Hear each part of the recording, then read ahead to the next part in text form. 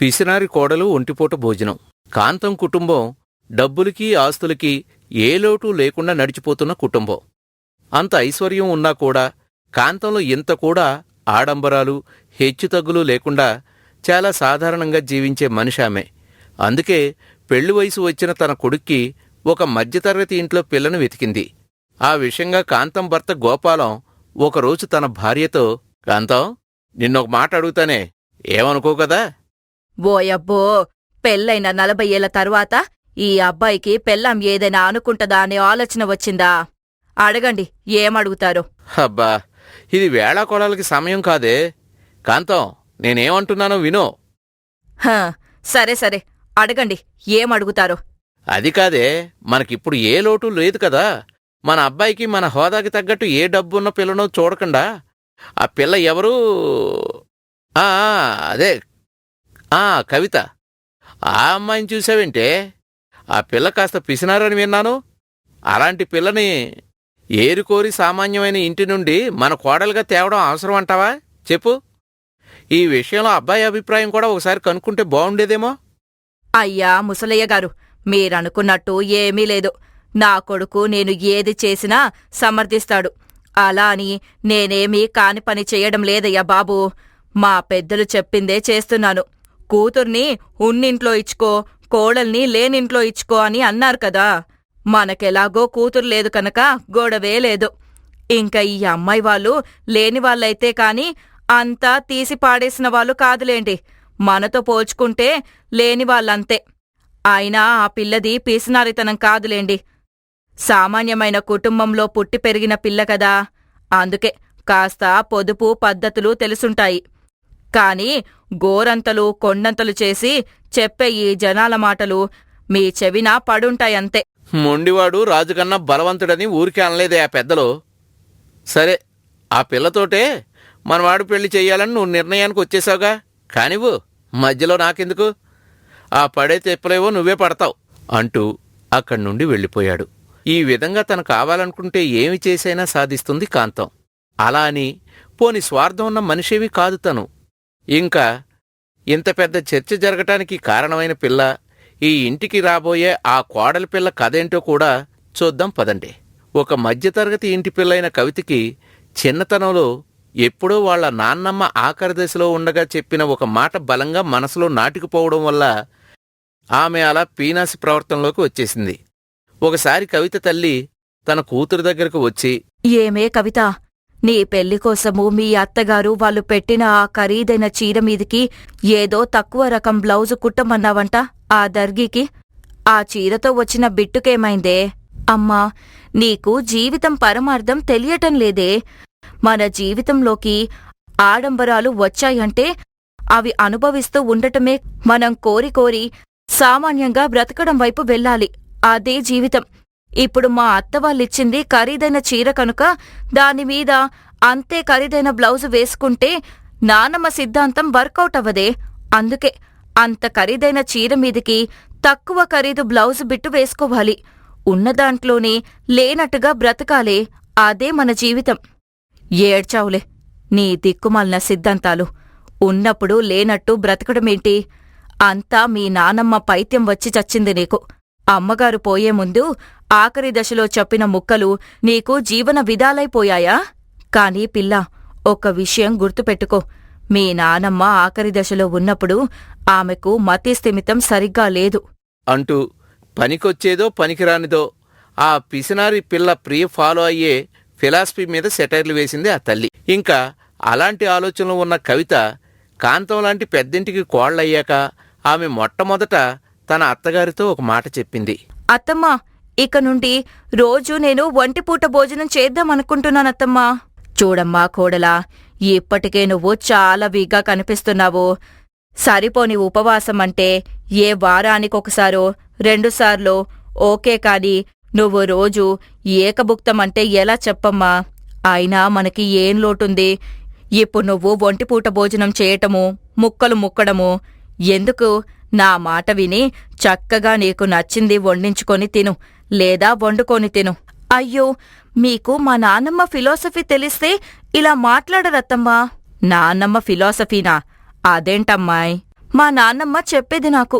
మన జీవితంలోకి ఆడంబరాలు వచ్చాయంటే అవి అనుభవిస్తూనే ఉండటమే కాదు, మనం కోరి కోరి సామాన్యంగా బ్రతకడం వైపు వెళ్ళాలి, అదే జీవితమని.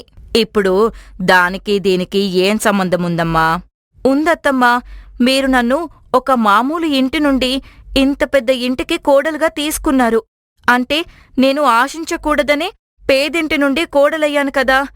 మరిక్కడికి నేనొచ్చాక సామాన్యంగా ఉండాలి అంటే రోజూ ఒక పూటే తినాలి అని తన వాదనను తాను చెప్పింది. సరే, ఏది ఎలా ఉన్నా కోడలేమీ చిన్నపిల్ల కాదు గనక అత్తగారు ఆమె ఇష్టం వచ్చినట్టు చేసుకోమంది. ఇంకా అది మొదలు ఆ పిసినారి కోడలు ఒంటిపూట భోజనం చేయడం మొదలుపెట్టింది. కాని ఇక్కడ అత్తగారి ఇంటికి వచ్చిన తర్వాత వాతావరణం మార్పు వల్లో లేక నీటి మార్పు వల్లో తెలియదు కానీ ఆ పిసినారి కోడలు ఒంటిపూట భోజనం వల్ల ఆమె వీక్ అవడం మొదలుపెట్టింది. దానితో డాక్టర్ దగ్గరకు పోతే డబ్బులు ఖర్చనుకొని వాళ్ళు వీళ్లు చెప్పిన చిట్కాలతో తనకి తానే నాటు వైద్యం చేసుకుంటూ ఏవేవో ఆకులు ఏవేవో పదార్థాలు చేసుకుని మింగడం మొదలుపెట్టింది. దానితో ఒకరోజు పిసినారి కోడలు ఒంటిపూట భోజనం వికటించి ఆమె సొమ్మసిల్లి పడిపోయింది. ఆ తర్వాత 48 గంటలకి ఆమె మళ్లీ కళ్ళు తెరిచి స్పృహలోకి వచ్చేసరికి మంచం మీద పడుకునుంది. లేవటంతోటే, అత్తమ్మా, ఏంటి ఎప్పుడు లేనిది నాకు ఇంత నీరసంగా అనిపిస్తుంది? ఒంటిపూట భోజనం మొదలు పెట్టాక ఎప్పుడూ నేను ఇంత నీరసం అవ్వలేదు. చూడమ్మా నా పిసినారి కోడలా, ఇన్నాళ్ళు నువ్వేవేవో మీ నాన్నమ్మ ఫిలాసఫీలు చెప్పి నా నోరు మోయించినందుకు, నేను నీ మాట విని ఊరుకున్నందుకు, నీ ఒంటిపూట భోజనం ఎఫెక్ట్ వల్ల, నీ సొంత వైద్య ప్రభావం వల్ల నీకు షుగరొచ్చింది తల్లి. నువ్వు కళ్ళు తిరిగి కింద పడి 2 రోజులయ్యింది. ఇన్నాళ్ళు పొదుపు పొదుపు అని నువ్వు పెంచుకున్న పీస్నారితనం చేసిన ఘనకార్యం వల్ల ఈ 2 రోజుల పాటు నీ హాస్పిటల్ వైద్యానికి అయిన ఖర్చులు 8 లక్షల రూపాయలు. అలాంటి స్పెషలిస్ట్ డాక్టర్ వచ్చి చూస్తేనే కాని నీకు చాలా అరుదైన రకం షుగర్ వచ్చిందని బయటపడలేదు. అమ్మో, 2 రోజులకి 8 లక్షలా? అంతెందుకత్తయ్యా? ఏదో పసరు మందులో నాటు మందులో ఇప్పించేయొచ్చు కదా. వైద్యులకి సలహా లేకుండా అలాంటి అడ్డమైన చెత్త తీసుకుంటున్నందుకు నీ ఒంటిపూట భోజనము ఈ 2 కలిసి నీకు రోగం వచ్చి చచ్చింది. ఇక జీవితంలో మరోసారి నీ పిసినారి వేషాలు ఈ ఇంట్లో వేస్తే ఊరుకునేదే లేదమ్మాయి. నేను చెప్పేది వినాలి, పెట్టింది తినాలి, అంతే అంటూ ఇన్నాళ్ళు కోడల దగ్గర కాస్త మెతగ్గా ఉన్న ఆ అత్తగారు కాస్త కోడలి పిసినారి బుద్ధి, ఒంటిపూట భోజనం ఎఫెక్టుతో చాలా కఠినమైన అత్తలా మారిపోయింది తన కోడలి ఆరోగ్యం కాపాడుకోవటానికి. అంపన్నపాడు అనే ఊరిలో కాంతం అనే ఇల్లాలు ఉంది. తన భర్త చనిపోయాక తనకంటూ ఉన్న ఒక్కగొనక్క కొడుకుని ఎంతో కష్టపడి చదివించి విదేశాలకి పంపింది. అలా కొడుకు విదేశాల్లో ఉండటం వల్ల ఇక ఆ తల్లి ఒక్కతే ఈ మారుమూల పల్లెటూర్లో ఉంటుంది. తన కొడుకు విదేశాల్లో స్థిరపడి అక్కడే పెళ్లి చేసుకున్నాడు. ఇక అతను ఇక్కడికి రాడు అని ఎవరిద్వారానో తెలిసి చాలా ఏళ్లుగా ఆ తల్లి ఏడవని రోజంటూ లేదు. అలా ఎన్నో ఏళ్లు కొడుకుని తలుచుకుని ఏడ్చిన ఆ తల్లి గుండె ఇక బండగా మారిపోయింది. కొడుకు తనని పట్టించుకోడని అర్థమైపోయింది కనుక తన పొట్టకూటి కోసం తనే ఏవో ఒక పనులు చేసుకుని బ్రతుకుతుంది. అందుకే ఆ తల్లి పేదరాలిగా మిగిలిపోయి అదే ఊళ్ళో ఉండే తమ దూరపు బంధువైన వెంకన్న దగ్గర అప్పుడప్పుడు డబ్బులు అప్పు తీసుకుంటూ ఉండేది. మళ్ళీ ఏదోలా కష్టపడి ఆ డబ్బులు అతనికి కట్టేస్తూ ఉండేది. అలాంటి సమయంలో ఒకరోజు వెంకన్న భార్య పార్వతి తన భర్తతో, ఏవండి, ఇది చాలా అన్యాయమండి. పాపం ఆ కుర్రాడు రవి విదేశాలకి వెళ్ళిన దగ్గర నుండి తన తల్లి కోసం డబ్బులు పంపుతూనే ఉన్నాడు. ఆ డబ్బులన్నీ మనకందుతుంటే వాటిని మనం వాడుకుంటూ కాంతం వదినని అలా కష్టాల పాలు చేయకూడదండి. ఇప్పటికైనా తన కొడుకు వారం వారం మనకి ఫోన్ చేస్తున్నాడు. ఆ తల్లి గురించి అడుగుతున్నాడు. ఆమె బాగోగుల గురించి డబ్బులు పంపుతున్నాడని చెప్పేద్దామండి. ఏయ్, చంపేస్తాను ఇంకోసారి ఈ విషయంలో తలదూర్చావంటే. ఇదంతా నేనా రవిగాడికి వేస్తున్న శిక్షే. తల్లి కష్టం మీద అక్కడికి వెళ్ళి అక్కడెవరో అమ్మాయిని పెళ్లి చేసుకుని స్థిరపడిపోతాడా? అందుకే ఆ తల్లి కొడుకుల మధ్య జన్మాంతం చెదిరిపోనంత దూరాన్ని సృష్టించాను. ఇక్కడ ఆ తల్లేమో తన కొడుకు ఏరు దాటి తెప్ప తగలెట్టేసినట్టు విదేశాలకు పోయి తనని వదిలేశాడు అనుకుంటుంది. అక్కడ ఆ కొడుక్కేమో నీ తల్లికి నువ్వు అక్కడ పిల్లని పెళ్లి చేసుకోవడం నచ్చక నీ ఊసెత్తితేనే తిండి తిప్పలు మానేసి మొండిపాటు పడుతుందని చెబుతున్నాను. అదే కదండి చెప్పేది. మన స్వార్థం కోసం తల్లి కొడుకులని అలా వేరు చేయకూడదండి. మరేం పర్వాలేదు, నా కూతుర్ని పెళ్లి చేసుకుంటాడు అనుకుంటే వాడు దీని కాదని పోయి అక్కడ ఎవరో పిల్లని పెళ్లి చేసుకుంటాడా? అందుకే నా కూతురి ఆశలు ఆర్పేసిన వాడు వాడి తల్లి ఇద్దరూ ప్రశాంతంగా ఉండకూడదు. ఈ విషయం నిన్ను నన్ను దాటి బయటికి పొక్కిందా నీ ప్రాణాలు తీస్తాను చెబుతున్నాను అంటూ తన భార్యకి వార్నింగ్ ఇచ్చాడు. ఈ విధంగా తన స్వార్థం కోసం ఆ తల్లి కొడుకుల్ని జన్మంతా విడతీశాడు. ఇదిలా ఉంటే విదేశాల్లో చాలా ఇళ్ళు డబ్బు సంపాదించుకుని ఇండియాకి వచ్చేసిన రవి పట్నంలో ఒక పెద్ద ఇల్లు కొనుక్కున్నాడు. అక్కడే ఒక వ్యాపారం చేసుకుంటూ తన ఫారెన్ పెళ్లంతో అక్కడ కాపురం ఉంటున్నాడు. మీ అమ్మని కలవటానికి పోదామన్నావు కదా, ఎప్పుడు పోతున్నాం? అదయ్యేలా లేదు నీలు. అమ్మకి నా మీద కోపం ఇంకా పోలేదంట. ఊళ్ళో వెంకన్నమామ చెప్పాడు. ఇప్పటికీ నా పేరు చెప్తే తను పిచ్చి పిచ్చిగా బిహేవ్ చేస్తుందట. అలాంటప్పుడు నేను తనకి ఎదురుపడి తన పీస్ ఆఫ్ మైండ్ని డిస్టర్బ్ చేయడం ఎందుకు చెప్పు? వెంకన్నమామ వాళ్ళు అమ్మని బాగానే చూసుకుంటున్నారు. ఎప్పటికప్పుడు అమ్మ అప్డేట్స్ నాకిస్తున్నారు. నేను అమ్మకి ఎంత డబ్బు అవసరమంటే అంతా పంపుతున్నాను. అది నా డబ్బని తెలియకుండా వెంకన్నమామ అమ్మకిస్తున్నాళ్లే అంటూ ఇన్నాళ్ళు ఆ వెంకన్న రవికి ఎలాంటి భ్రమని కల్పించాడో ఆ భ్రమలో పడి రవి అతని మాటల్ని నమ్ముతూ కనీసం తన కల్లిని కలిసే చొరవ కూడా చేయటంలేదు. ఇలా ఉండగా ఒకసారి ఊళ్ళో ఎవరి ద్వారానో కాంతంకి తెలిసింది తన కొడుకు ఇప్పుడు విదేశాల్లో ఉండటంలేదు, పట్నంకి వచ్చేశాడు అని. అప్పుడు కాంతం తనకి ఆ విషయం చెప్పిన ఆ ఇల్లాలితో, నిజమేలే వదినా, వాడి కోపంలోనూ అర్థం లేకపోలేదు. కన్న తల్లిని నేను కూడా పట్టుగా కూర్చోకపోతే వాడికొక ఉత్తరం రాయించడమో ఫోన్ చేయడమో చేయుండాల్సింది కాని అలా చెయ్యలేదు. అందుకే వాడికి నా మీద కోపం ఉంటుందిలే. సరే కానొదినా, నా కొడుకు కోడలు ఎక్కడుంటారో నాకు చూపించకూడదు. కనీసం దూరం నుండైనా నా కోడల్ని ఒక్కసారి చూసుకుంటాను. మా బడుద్దాయి కోపం తీరినప్పుడే వాడికి ఎదురుపడతాను అంటూ ఆ ఇల్లాలు సహాయంతో కాంతం పట్నంలో ఉండే తన కొడుకు ఇంటికి వెళ్ళింది. ఆ సమయానికి కొడుకు వ్యాపారం పనిమీద ఊళ్ళో ఉండడు అని తెలిసినందువల్లే అంత ధైర్యంగా తన కోడల్ని చూసుకోడానికి వెళ్ళింది. అక్కడికి వెళ్ళి మొదటిసారి తన కొడుకు ఇంటి కాలింగ్ బెల్ నొక్కి ఎప్పుడెప్పుడు తన కోడల్ని చూస్తానా అని ఆశగా చూస్తుంది. ఇంతలో తలుపు తెరిచిన ఆ ఫారెన్ కోడల్, వచ్చావా? నువ్వేనా ఆ వాచ్మెన్ చెప్పిన కొత్త పని మనిషివి? సరేరా లోపలికి వెళ్ళి కిచెన్లో అన్ని క్లీన్ చేయి, ఆ తరువాత కుకింగ్ చేదువు అని తన పేదవాలకం చూసి తన కోడలు పనిమనిషి అనుకోవడంతో ఆ పేద అత్త గుండె బద్దలైంది.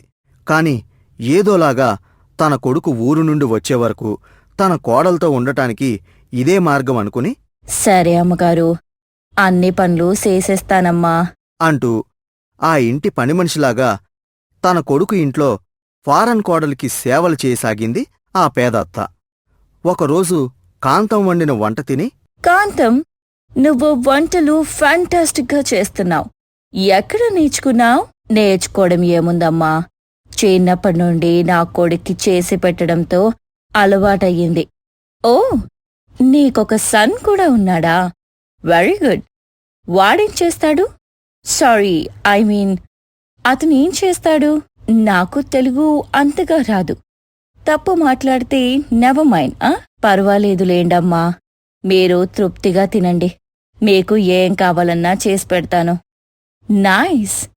ఒక పని చేయి కాంతం, మా హస్బెండ్ వర్క్ మీద బయటికి వెళ్ళాడు. అతను వచ్చే వరకు 1 వీక్ అవ్వచ్చు. అప్పటి వరకు నువ్వు ఇక్కడే నాతో ఉండు అంటూ కాంతం ఏదైతే కోరుకుందో అదే మాట ఆ ఫారెన్ కోడల నోటి నుండి వచ్చింది.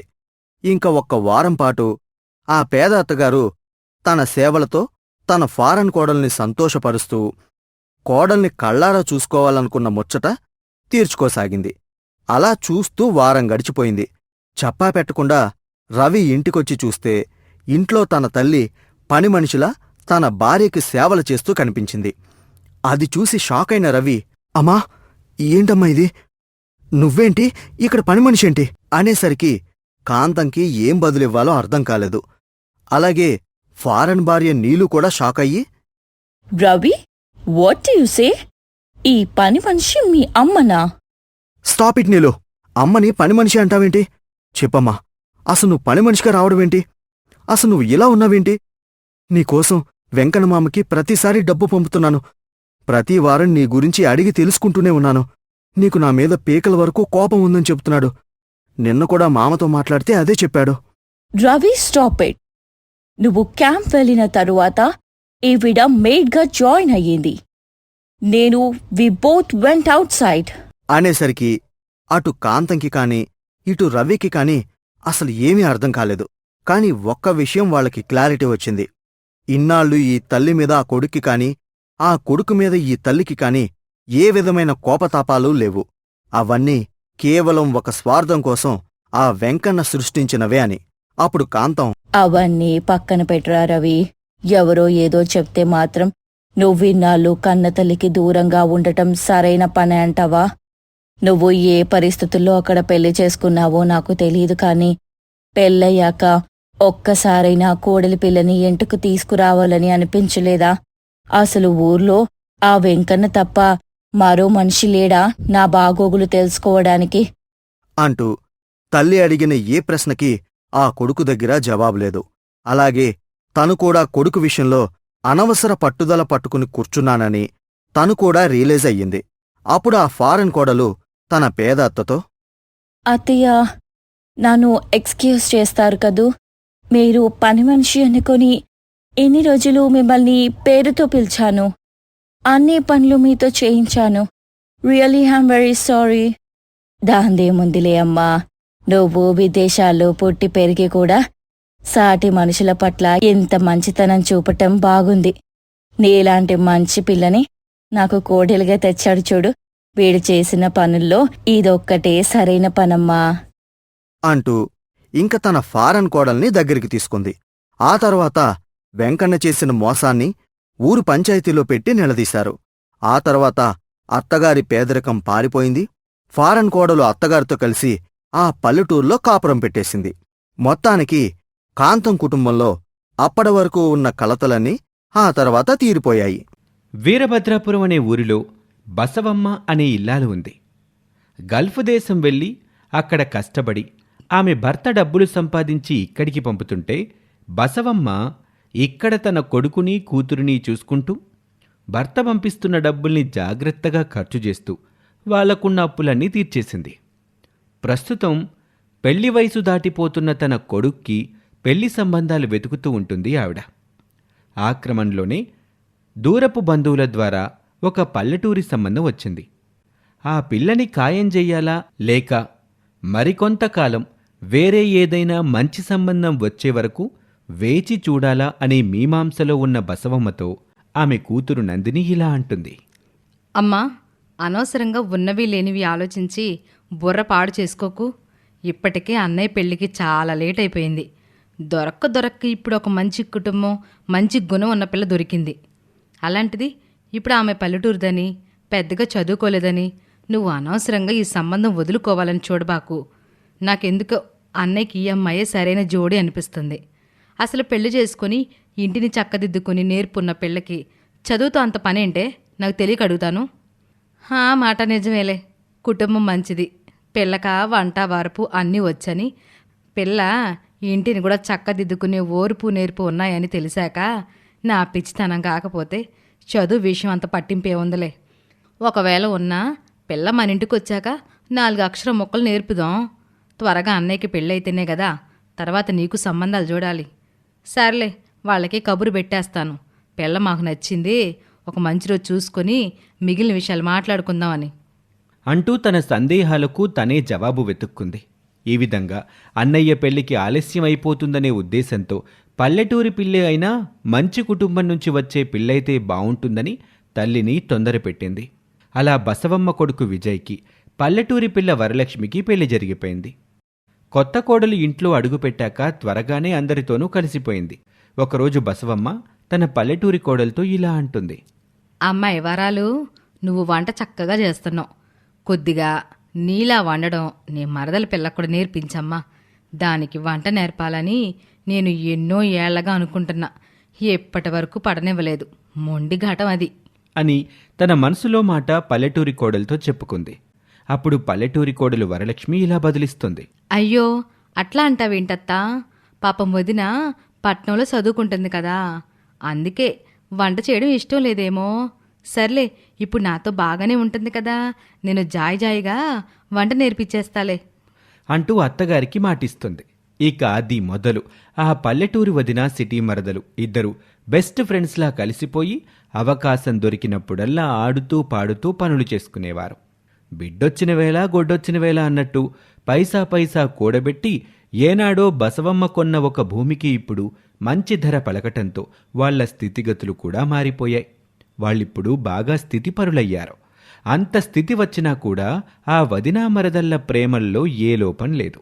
అలా ఉండగా ఒకరోజు అత్త బసవమ్మ తన కోడలు వరలక్ష్మి దగ్గరికొచ్చి ఇలా అంటుంది. చూడమ్మా కోడలా, మన పరిస్థితి మెరుగుపడితే తీర్థయాత్రలకు వస్తానని మొక్కుకున్నాను. అందుకే అబ్బాయికి చెప్పి కాశీ నుండి కన్యాకుమారి వరకు అన్ని క్షేత్రాలు తిరిగొచ్చేస్తాను. ఈలోపు మీ మరదలకి కాస్త ఇంటి పనులు, వంట పనులు ఇవేనా నేర్పించమ్మా. నువ్వు అంతగా చెప్పాలా అత్త? నువ్వు క్షేమంగా వెళ్ళిరా, మరదల సంగతి నేను చూసుకుంటానుగా అని చెప్పి అత్తగారికి భరోసా ఇస్తుంది. ఇక బసవమ్మ తీర్థయాత్రలకి వెళ్ళిపోయాక పల్లెటూరి వదిన సిటీ మరదలు ఇద్దరూ కలిసి ఇంటి పనులు చక్కపెట్టుకునేవారు. ఒకరోజు మాటల్లో ఆ వదినా మరదలిద్దరికీ వంట విషయంలో, తమ చేతి వంట రుచి విషయంలో చిన్న వాదన వచ్చింది. చూడదినా, నువ్వు ఎంత చేసినా నా అంత రుచిగా వంట చేయలేవు. అయినా నీకు నేను నేర్పిన వంటది, అట్లాంటిది నీకెంతొచ్చో నాకు తెలీదా? చూడదినా, నాకు వంట నువ్వే నేర్పావు, నేను కాదంటలేదుగా. కానీ నా చేతి వంట అందరికీ నచ్చేలాగే ఉంటుంది. అంటే నాదట్ట ఉండదా? ఆ మాట నేననలేదుగా అని ఆ వదినా మరదలిద్దరూ తమకి వంట బాగా వచ్చంటే తమకే వంట బాగొచ్చని రెచ్చిపోయి ఈగోలతో కుకింగ్ ఛాలెంజ్ దాకా వచ్చేస్తారు. సరే మై డియర్ పల్లెటూరు వదిన, మనిద్దరం ఒక కుకింగ్ ఛాలెంజ్ పెట్టుకుందాం. మన చేతి వంటలతో మన ఊళ్ళో జనాన్ని పిలిచి నువ్వో రోజు నేనో రోజు భోజనాలు పెడదాం. ఎక్కువ మంది జనం ఎవరి వంటలు బాగున్నాయంటే వాళ్ళే కుకింగ్లో టాప్. ఏమంటావు? ఈ ఛాలెంజ్కి ఒప్పుకుంటావా? చూడు సిటీ మరదలా, వండి వారుతామంటే నాకు కొత్త అనుకున్నావా ఏంటి? చూస్తా ఉండు, నా చేతి వంట తిని నన్ను శబాష్ అని ఊరి జనంతో అనిపించుకుంటాను. సరే ఛాలెంజ్ అని ఇద్దరూ ఛాలెంజ్ సినిమా రేంజ్లో ఇంట్లో బీరువాలో ఉన్న డబ్బులు తీసుకొని వాళ్ళ వంటలకి కావాల్సిన సరుకులు, పదార్థాలు తెచ్చుకొని ఒక్కొక్కరు ఒక్కో రోజు వంటలు మొదలుపెట్టారు. మొదట పల్లెటూరి కోడలు తన పాకశాస్త్ర ప్రావీణ్యాన్ని ప్రదర్శించటానికి 4-5 రకాల వంటకాలతో ఊరందరికీ భోజనాలు ఏర్పాటు చేసింది.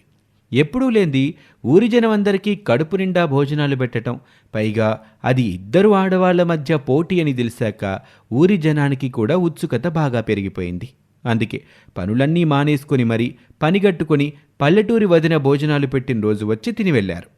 అప్పుడు ఆ రోజు సాయంత్రం పల్లెటూరి వదిన గర్వంగా తన సిటీ మరదలితో ఇలా అంటుంది. చూసావా వదినా, నా చేతి వంట తినటానికి ఊరంతా వచ్చింది. వచ్చిన వాళ్ళందరూ ఇంకా ఇంకా అని ఎగవడ వేయించుకొని తింటున్నారు. ఆగొదినా, అప్పుడే ఎక్కడైంది? ఇవాళ నీది, రేపు నాది. అది కూడా అయ్యాక కదా మన కుకింగ్ ఛాలెంజ్లో ఎవరు గెలిచారో తెలుస్తుంది. ఆ మరునాడు సిటీ మరదలు తన వంటల ప్రావీణ్యంతో ఊరందరికీ విందునిస్తుంది. ఆ విందుకి కూడా జనం ఎగబడి మరీ వచ్చారు. ఆమె చేసిన వంటలు కూడా నచ్చటంతో ఆమెకు 100కి 100 మార్కులు ఇచ్చేసి జనం వెళ్ళిపోయారు. అప్పుడు వదినా మరదళ్ల కుకింగ్ ఛాలెంజ్లో టై పడింది. అందుకే 3వ రోజు మళ్లీ వదినగారు భోజనాలకి రమ్మని ఊరి జనానికి చెప్పింది. ఆ రోజు వాళ్ళంతా వచ్చారు. ఇక అలా మరదలు ఓడిపోయిందనే వార్త కోసం వదిన ఛాలెంజ్లో ఓడిపోయిందనే మాట కోసం మరదలు ఇద్దరూ కలిసి ఈగోలో పడి డైలీ అన్న సంతర్పణలు చేయటం మొదలుపెట్టారు. అలా ఆ వదినా మరదళ్ళ స్పీడు చూస్తుంటే అదృష్టం వాళ్లకి తెచ్చిపెట్టిన ఐశ్వర్యం మొత్తం పోటీలు పడి ఊరి జనానికి సంతర్పణ చేస్తారేమో అనే భయానికి అటు తన పల్లెటూరి భార్యకి చెప్పలేక, ఇటు తన సిటీ చెల్లెల్ని ఆగమనలేక తీర్థయాత్రలకు వెళ్ళిన తల్లికి విషయం చెప్పి మధ్యలోనే వెనక్కి పిలిపించేశాడు కొడుకు విజయ్. అలా ఇంటికి తిరిగొచ్చిన బసవమ్మ తన ఇంటి ముందు అన్న సంతర్పణ జరుగుతున్నట్టు తండోపతండాలుగా జనం ఉండటం గమనించి ఆ పల్లెటూరి వదిన ఈ సిటీ మరదలు కలిసి తింగరి ఛాలెంజ్తో తమ అదృష్టాన్ని ఎలా తరిగిస్తున్నారో అర్థం చేసుకుంటుంది. అందుకే గుండెల్లో కలుక్కుమనటంతో వాకిట్లోనే కూలబడిపోతుంది బసవమ్మ. బసవమ్మ అలా కింద పడిపోవటం చూసి దగ్గరకొచ్చిన పల్లెటూరు వదిన సిటీ మరదలితో బసవమ్మ రొప్పుతూ ఇలా అంటుంది. ఓసే ఓసే, ఏం చేస్తున్నారే? మీలో ఎవరు గొప్ప తేల్చుకోవడానికి మన కొంప గుల్ల చేస్తారంటే ఇప్పటికీ వారం రోజుల నుండి మన కొంపని ఆర్పే పనిలో ఉన్నారంట మీరు. మనకి డబ్బులు ఏమైనా చెట్ల కాస్తున్నాయంటే? అది కదమ్మా, వదినికి నాకు ఛాలెంజ్ వచ్చి. ఛాలెంజ్ లేదు, గడుదు గుడ్డు లేదు. ఇలా మీ ఎచ్చులకు పోయి ఇల్లు గుల్ల చేశారంటే గుండాగి చేస్తానే నేను అంటూ అటు పల్లెటూరి వదినకి ఇటు సిటీ మరదలికి ఇద్దరికీ బాగా గడ్డి పెట్టడంతో ఇక ఆ ఇద్దరిలో ఛాలెంజ్ ఎవరు నెగ్గారో తేలకుండానే పాపం ఆ వదిన మరదలిద్దరూ ఆ కుకింగ్ ఛాలెంజ్ని ఆపేస్తారు. ఇది వాల్టి కథ. మరొక కథలో మళ్ళీ కలుద్దాం. నమస్తే.